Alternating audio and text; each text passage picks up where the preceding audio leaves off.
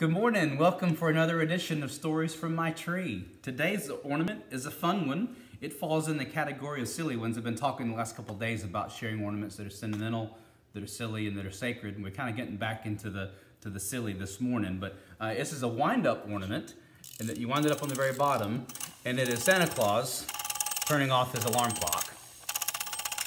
He's completed his journey around the world, and Christmas morning is done, and he's able to move on and start getting ready for next year.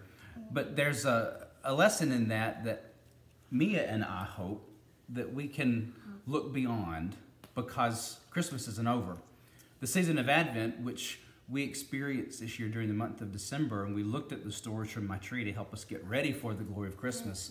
The season of Advent is just the season of preparation for what we are in now, and that is the Christmas season. Christmas is a 12-day season that goes from Christmas Day until we celebrate the Epiphany, which is when we believe the visit of the Magi came. We celebrate the visit of the Magi and the wise men.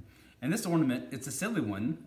It gives us the idea that Christmas is over, but before we rush off and we move on to Groundhog Day or Valentine's Day or something else, we need to remember that Christmas is a season.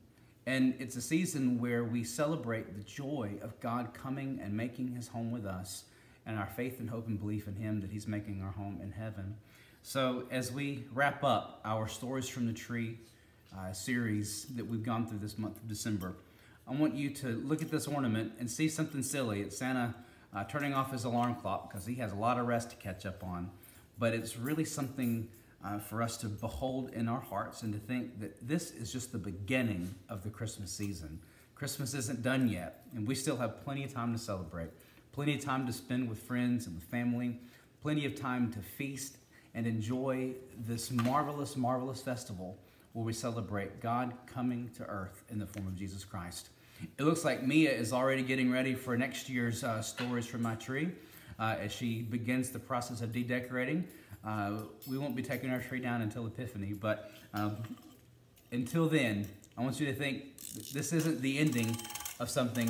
It's just the beginning of the Christmas season and an opportunity for us to continue to bask in the good news that God so loved the world that he gave us one and only Son, that whoever believes in him shall never perish, but have life everlasting.